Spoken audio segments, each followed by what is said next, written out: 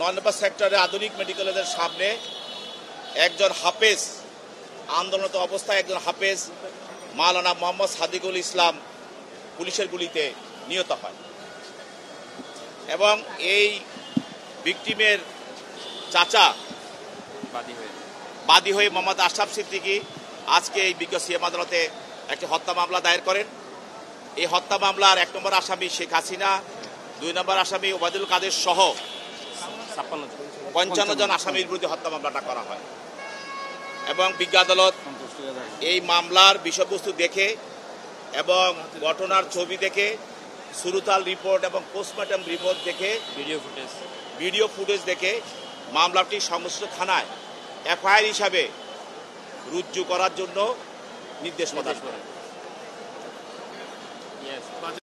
২৪ বৈষম্য বিরোধী ছাত্র আন্দোলনে হাফেজ মাওলানা এই বৈষম্য বিরোধী আন্দোলনে অংশগ্রহণ করার পরে জুমার নামাজের পরে ৩টায় এই যে আসামিরা আছে টোটাল ৫৬ জন আসামি, তাদের নির্দেশে ১ থেকে ৬ নম্বর আসামি নির্দেশে অন্য আসামিদের প্রত্যক্ষ পরোক্ষভাবে গুলি করার পরে পিঠ ভেদ করে সে অসুস্থ অবস্থায় উত্তরে আধুনিক মেডিকেল যে হাসপাতাল আছে এই হাসপাতালে চিকিৎসাধীন অবস্থায় পরের দিন সে মৃত্যুবরণ করে। কোয়ালিটি সম্পন্ন আন্তর্জাতিক মানের still bar CSRM, committed for better still.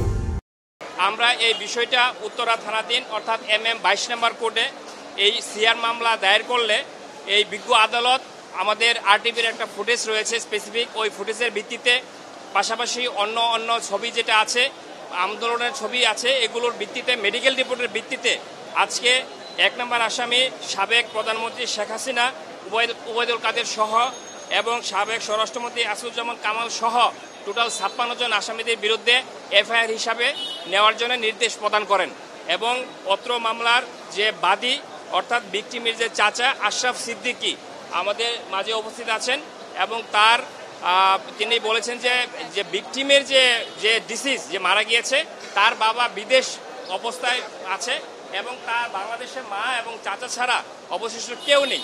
অর্থাৎ এই হত্যাকাণ্ডের মাধ্যমে একমাত্র সন্তান হারিয়ে মা একেবারেই পাগল প্রায়, যে জন্য তার চাচা বাদী হয়ে মামলা করেছেন। আমরা বিজ্ঞ আদালতের প্রতি সন্তুষ্ট যে আমরা আপাতত আমরা ন্যায় বিচারের দ্বারপ্রান্তে আছি। আমরা আশা করব ইনভেস্টিগেশন অফিসার যারা আছে, থানা তদন্তকারী কর্মকর্তা সহ বিজ্ঞ আদালতের কাছে এই ন্যাক্কারজনক হত্যাকাণ্ডের সর্বোচ্চ বিচার দাবি করি।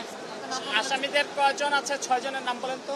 6 জন আছে। সাবেক প্রধানমন্ত্রী শেখ হাসিনা, সাবেক সেতুমন্ত্রী ওবায়দুল কাদের, সাবেক স্বরাষ্ট্রমন্ত্রী আসাদুজ্জামান খান কামাল, সাবেক পুলিশের আইজিপি চৌধুরী আবদুল্লাহ আল মামুন এবং সাবেক কৃষিমন্ত্রী আব্দুর রাজ্জাক টাঙ্গাইলের।